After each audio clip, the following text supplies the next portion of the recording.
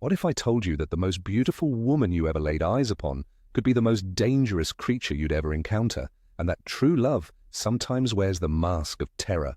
This is the story of Kojo, a warrior whose courage in battle could not prepare him for the bride who came to him in darkness. In the ancient kingdom of Ashanti, where the drums of war had finally fallen silent after 3 years of brutal conflict, Kojo the Brave sat alone in his compound, polishing the bronze spear that had made him legend among his people. At 32, he was the most feared warrior in all the land. His broad shoulders bore the ritual scarification of a lion killer. His arms were thick as baobab branches, and his dark skin gleamed like polished ebony in the firelight. Yet, for all his strength and valor, Kojo's heart carried a wound that no traditional healer could mend, the ache of profound solitude. While his age-mates celebrated their victories with wives who bore them strong children, Kojo returned each night to an empty hut, his only companions the shadows cast by dying embers. The village elders had arranged countless meetings with suitable maidens, daughters of chiefs renowned for their beauty and domestic skills, but none could stir the warrior's heart. What manner of woman could capture the soul of one who has faced 1,000 enemies? His mother would lament, throwing her hands skyward in exasperation. Kojo himself wondered if perhaps the gods had cursed him with a heart too hardened by battle to know tenderness, or if his standards had grown impossibly high after witnessing so much death that life itself seemed less precious. As the moon reached its zenith on this particular night, casting silver light through the palm fronds that rustled in the evening breeze, Kojo made a prayer to his ancestors that would change his fate forever. Grant me a woman whose beauty matches her courage, whose spirit burns as bright as my own, even if such a creature exists only in the realm of spirits. The wind seemed to carry his words into the darkness, and somewhere in the distance a hyena laughed, though whether in mockery or acknowledgement he could not tell. As the village settled into the deep quiet that comes only in the hours before dawn, when even the nightbirds cease their calling, Kojo was startled from his restless sleep by a sound he had never heard before. Footsteps so light they seemed to kiss the earth rather than walk upon it. He reached instinctively for his spear, for a warrior's reflexes never truly sleep, but froze as his eyes beheld a vision that stopped his warrior's heart mid-beat. Standing in the doorway of his hut, silhouetted against the moonlight, was the most breathtakingly beautiful woman he had ever seen. Her skin was smooth as riverstones polished by countless seasons. Her hair cascaded down her back like a waterfall of midnight, and her eyes sparkled with intelligence and mischief that made his breath catch in his throat. "Are you Kojo the Brave?" she asked, her voice like honey poured over gold, carrying an accent he couldn't place but found utterly enchanting. "I have heard tales of your valor across many lands, and I have come to see if the stories speak truth." She wore a wrapper of the finest kente cloth, its intricate patterns seeming to shimmer and dance in the moonlight, and golden bangles adorned her wrists that chimed like temple bells with her slightest movement. Kojo, who had never been rendered speechless by any opponent in battle, found his tongue thick and clumsy as he struggled to respond. "I am he," he managed, his voice hoarse with wonder. "But who are you, beautiful one, and from where do you come at this sacred hour?" Her laughter was like silver coins falling into a calabash, musical and mysterious. "I am Akosua, daughter of the wind and the stars. I have traveled far to meet the warrior whose heart yearns for a love as fierce as his spear arm is strong." As she spoke these words, Kojo felt as though the very air around him had become charged with electricity, and he knew with absolute certainty that his prayers had been answered by forces beyond his understanding. Night after night, Akosua came to him like a beautiful dream that refused to fade with dawn. She would arrive as the last drum beats faded from the evening ceremonies and disappear before the roosters announced the coming day, leaving only the lingering scent of night-blooming jasmine and the memory of her melodious laughter. During these precious hours of darkness, they would talk of everything and nothing. She spoke of distant kingdoms he had never heard of customs and traditions that fascinated his warrior's mind, of poetry and philosophy that revealed depths of learning that amazed him. Her wit was as sharp as his blade, her intelligence as formidable as his strength, and her beauty so overwhelming that he sometimes wondered if he had died in battle and gone to the realm of the ancestors. "Tell me of your greatest victory," she would whisper. her head resting against his chest as they lay beneath the stars. And Kojo would recount tales of courage and conquest while marveling at how her skin seemed to glow with its own inner light in the darkness. In return, she would sing songs in languages that sounded ancient and magical, her voice weaving spells around his heart that bound him more surely than any chain forged by mortal hands. She spoke little of her own family or origins, deflecting his questions with kisses that made him forget what he had asked, and when pressed, she would say only that she came from a place where the moon touches the earth, and that her people were children of the night wind. 3 months passed in this fashion, and Kojo found himself living for these nocturnal visits, his days becoming merely time to endure until darkness would bring his beloved back to him. The other warriors began to whisper that their champion had been bewitched, for his eyes held a dreamy quality during daylight hours, and he spoke less and smiled more, as if harboring a secret too precious to share. As the season of rains approached, bringing with it the time when young men traditionally took wives, Kojo's heart swelled with a love so profound it frightened him with its intensity. He had commissioned the finest goldsmith in 3 kingdoms to craft a ring of such beauty that it would be worthy of the woman who had transformed his warrior's soul into that of a poet. The ring bore the symbol of the sun and moon intertwined, representing the eternal dance of day and night, and was set with a blue stone that sparkled like captured starlight. On the night he planned to propose, he had arranged his hut with all the ceremony befitting such a momentous occasion. The finest palm wine aged in calabashes blessed by the priests, kola nuts from trees that had stood since his grandfather's time, and cloth of gold that had cost him a year's worth of tribute from conquered territories. When Akosua arrived that night, she seemed different somehow, more luminous, more ethereal, as if the very essence of moonlight had taken feminine form. "My beloved," Kojo began, his voice trembling, not with fear of battle, but with the vulnerability of a man laying his heart bare. "These months with you have taught me that courage is not just facing enemies with spear in hand, but opening one's heart to love despite the risk of loss." He knelt before her in the traditional manner, offering the ring with hands that had never shaken in combat, but trembled now like leaves in a storm. "Akosua, daughter of wind and stars, will you consent to become my wife, to bind your spirit to mine before gods and ancestors?" For a moment that felt like eternity, she was silent, and Kojo saw something flicker in her beautiful eyes. Was it joy, sorrow, or something else entirely? Then she smiled, that radiant smile that had enslaved his heart, and placed her delicate hand in his massive warrior's palm. "Yes, my brave Kojo," she whispered, "but know that in accepting your love, I bind you to mysteries you cannot yet imagine, and our union will be unlike any other in the memory of your people." The wedding was planned for the next full moon, and Kojo threw himself into preparations with the same intensity he had once reserved for military campaigns. He consulted with the most respected elders about proper ceremonies for marrying a woman from distant lands, commissioned the best drummers and praise singers, and arranged for a feast that would feed half the kingdom. His family, though puzzled by his refusal to let them meet his bride before the ceremony, respected his wishes and trusted his judgment. After all, this was the man who had never made an unwise decision in matters of war or peace.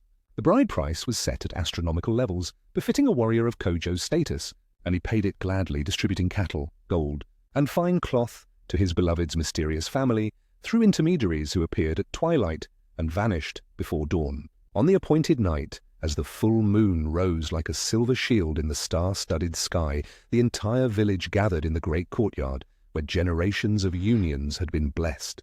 The drums began their ancient rhythm, calling the ancestors to witness this sacred bond, while the praise singers recounted Kojo's mighty deeds and speculated about the legendary beauty of his chosen bride.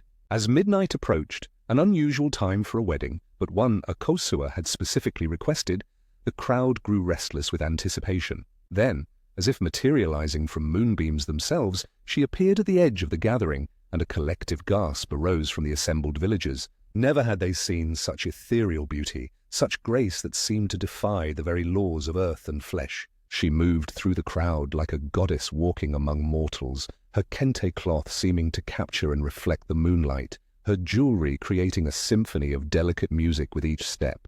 Even the most skeptical elders nodded their approval, understanding now why their greatest warrior had guarded his secret so carefully. Such beauty was indeed worthy of their champion, even if there was something otherworldly about her that made the wise women exchange meaningful glances and touch their protective amulets. The ceremony proceeded with all the ancient rites and blessings, the couple exchanging vows as their ancestors had done for countless generations before them. They drank from the same cup, shared the sacred kola nut, and had their wrists bound together with blessed rope, while the priests called down the favor of the gods upon their union. As the final blessing was spoken, and the crowd prepared to celebrate until dawn, Akosua whispered urgently to her new husband, "My beloved, we must retire to our chamber now, before the night grows too old. There are things about me you must learn. Truths that can only be shared in the privacy of our marriage bed." Something in her tone made Kojo's warrior instincts stir uneasily, but love overwhelmed caution. And he led his bride to the beautifully prepared bridal chamber where flower petals carpeted the floor and sweet incense perfumed the air.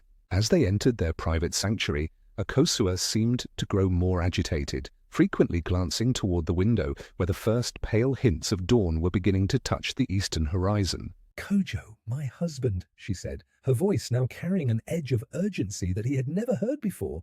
"You must promise me that no matter what you see, no matter what happens when the sun rises, you will remember the love we have shared and the vows we have just spoken."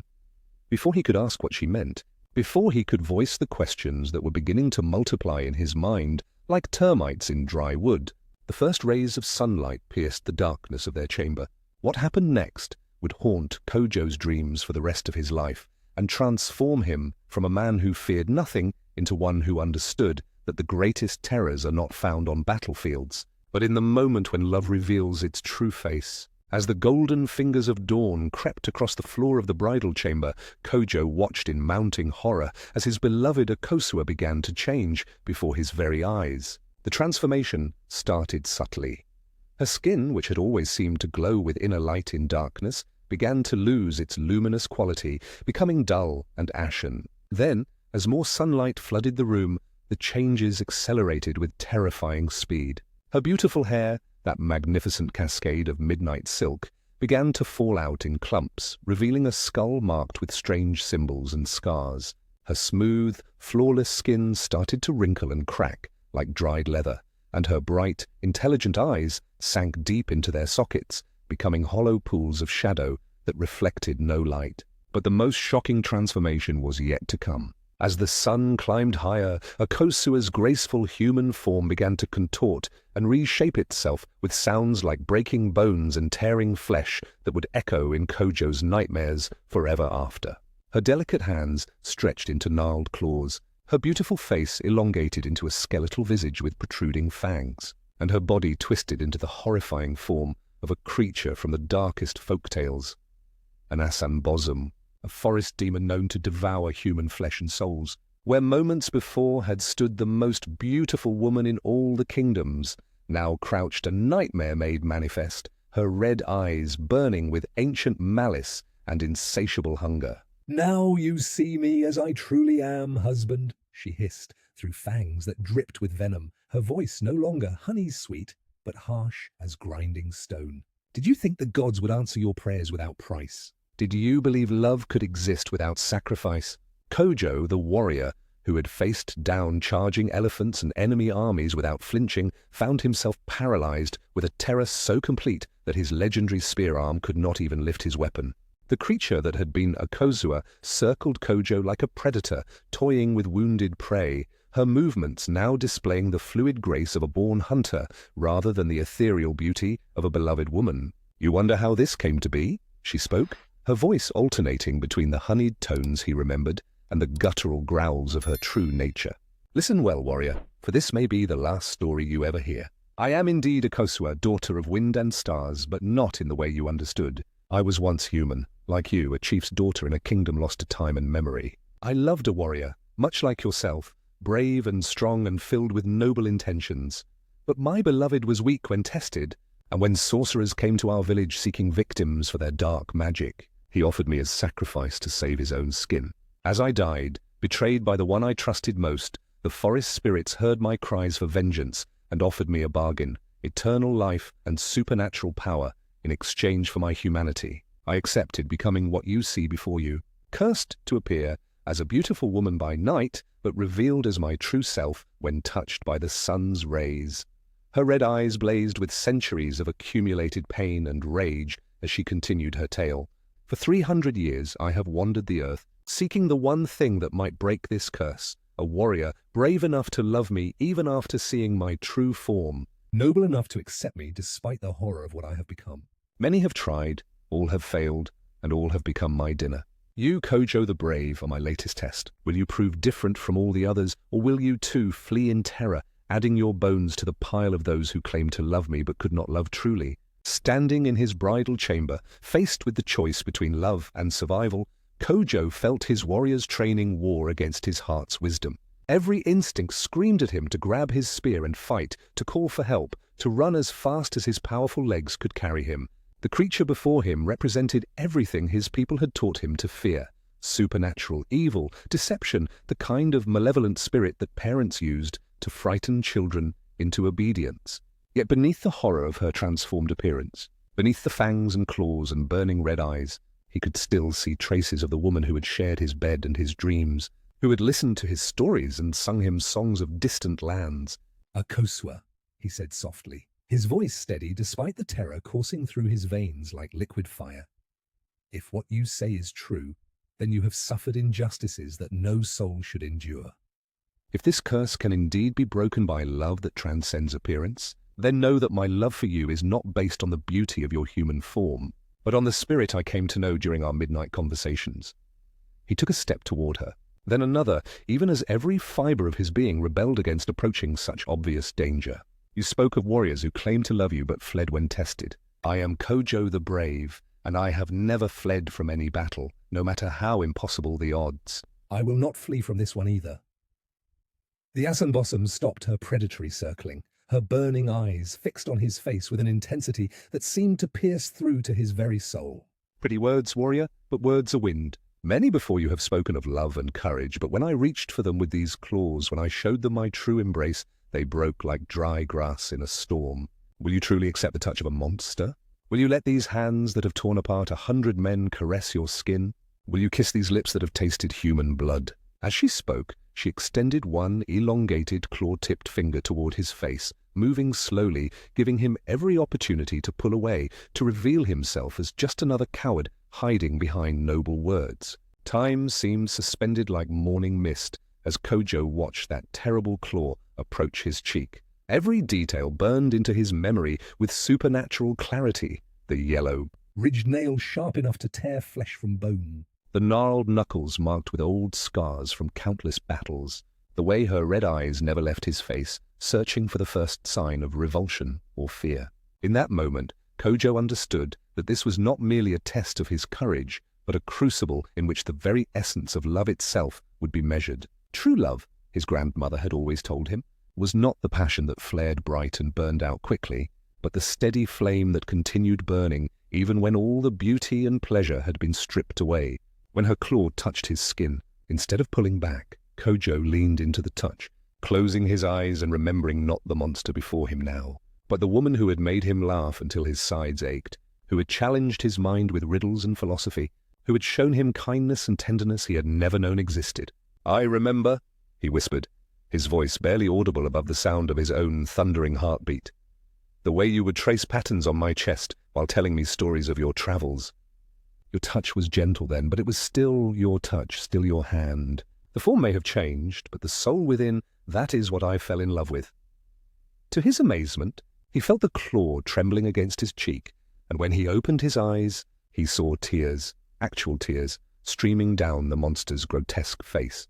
"In 300 years," she whispered, her voice breaking between her human tones and demonic growls. No one has ever. She could not finish the sentence, but Kojo understood. Slowly, carefully, he reached up and placed his hand over hers, not caring that her claws could shred his flesh with the slightest pressure. "I am still your husband," he said simply. "Monster or woman, cursed or blessed, you are still my wife, and I am still yours." What happened next defied every law of nature and magic that Kojo had ever learned from the wisest griots and medicine men. As his hand covered hers, as his acceptance and love flowed from his heart into hers through their joined touch, a brilliant golden light began to emanate from the point where their skin met. The light spread like sunrise, warm and gentle but undeniably powerful, washing over the Asanbosom's twisted form and beginning to reverse the supernatural transformation that had held her prisoner for 3 centuries. Her claws began to retract and soften, her skeletal face filled out with flesh and beauty. Her burning red eyes returned to the warm brown he remembered, and her gnarled posture straightened into the graceful bearing of the woman he had married. But the transformation was not without cost. As the curse broke and released its hold on her, Akosua collapsed in Kojo's arms, her body racked with tremors as 300 years of suppressed humanity flooded back into her consciousness. "The pain," she gasped, clinging to him as waves of memory, both beautiful and terrible, crashed over her restored soul. "I can remember everything now. Every life I took, every innocent I destroyed, every moment of the loneliness and rage that sustained me." "How can you still love me knowing what I have done?" Kojo held her tighter, his warrior's strength now channeled into protection rather than destruction. "Because," he said, with the simple wisdom of a man who had learned to see beyond surface appearances, "you were not acting from your true nature, but from the corruption of a curse. The woman I fell in love with, the soul that sang to me in the darkness, that was your real self, trapped and crying out for freedom. What you did as a demon cannot diminish what you are as a woman." As the golden light faded and normal sunlight filled their bridal chamber, Kojo looked down at his wife. Truly his wife now, free from supernatural bonds, and saw that she was even more beautiful than before. Not because her physical appearance had improved, but because the shadow of ancient pain had lifted from her eyes, replaced by the light of hope and the possibility of redemption. The curse was broken, but their real journey together was just beginning. When Kojo and Akosua emerged from their bridal chamber that afternoon, the entire village was in an uproar. Word had spread that strange lights and sounds had been emanating from the warrior's hut, and many feared that dark magic was afoot. The elders, priests, and even some of the younger warriors had gathered outside, clutching protective amulets and weapons, ready to battle whatever supernatural force had invaded their community. The sight of the couple walking out hand in hand, both glowing with an inner peace that seemed to radiate from their very souls, stopped the worried crowd in their tracks. "My people," Kojo addressed the assembly, his voice carrying the authority of one who had led them through countless battles. "What you witnessed was not dark magic, but the triumph of love over evil, the breaking of an ancient curse through the power of acceptance and devotion. My wife comes to us carrying the burden of a supernatural past, but she comes as one redeemed, one freed from the chains of dark spirits through the strength of true love." He told them the full story of Akosua's curse, of her centuries as a demon, of the test that had broken her supernatural bonds. Many in the crowd gasped and made protective gestures, but none fled, for they trusted their champion's judgment and could see the obvious change in the woman who stood beside him. The village priest, old Kwaku, stepped forward and studied Akosua with eyes that had seen much in his 80 years of serving the gods and ancestors. After a long moment, he nodded slowly and spoke with the authority of one who communed with spirits daily. "The ancestors whispered to me that this woman's soul has been cleansed by fire and love. She carries no darkness now, only the wisdom that comes from surviving great trials. Let her be welcomed among us as one reborn." His words carried great weight, and gradually the tension in the crowd began to ease. Some of the women even stepped forward to offer traditional gifts of welcome, palm wine, kola nuts, and cloth, recognizing in Akosua not a threat, but a sister who had endured unimaginable suffering and emerged victorious. Years passed, and the story of Kojo and Akosua became legend throughout the land, a tale told by griots in royal courts and by mothers teaching their children about the true nature of love. The couple's marriage flourished beyond all expectations, blessed with 3 strong children who inherited their father's courage and their mother's wisdom. Akosua used her supernatural memories and experiences to become the kingdom's most skilled healer and counselor, helping others overcome their own inner demons and find redemption from past mistakes. Her knowledge of herbs gathered from distant lands, combined with her understanding of spiritual matters, gained through centuries of supernatural existence, made her invaluable to her adopted people. Kojo, meanwhile, discovered that his wife's transformation had changed him as well. No longer was he merely a warrior who solved problems with spear and shield. He had become a leader who understood that the greatest battles are fought not on physical battlefields, but in the human heart. Together they established a sanctuary for those who felt cursed or outcast, teaching that redemption was always possible for those brave enough to face their true selves and loving enough to accept others despite their flaws. The compound where Kojo had once sat alone, polishing his weapons and nursing his loneliness, now rang with laughter and conversation as travelers came from far and wide, seeking the wisdom of the warrior who had loved a demon back into humanity. On quiet evenings, when the children were asleep and the last visitors had departed, Kojo and Akosua would sit beneath the same stars that had witnessed their first meeting, marveling at how the gods had answered his prayer in ways he could never have imagined. "Do you ever regret it?" she would sometimes ask, tracing the scars on his warrior's chest with fingers that had once been claws. "Regret loving you?" he would always reply, pulling her closer. "Never. You taught me that true courage is not the absence of fear, but the willingness to love despite it. You showed me that beauty lies not in appearance, but in the soul's capacity for growth and change." And as the night wind carried their whispered endearments across the sleeping village, their love story continued to inspire all who heard it, proving that even the darkest curses could be broken by a heart brave enough to love without conditions and strong enough to see beyond the surface to the eternal soul beneath. If you enjoyed the story, then like, subscribe, and share this story with your loved ones. Also, tell us in the comments where you are watching from.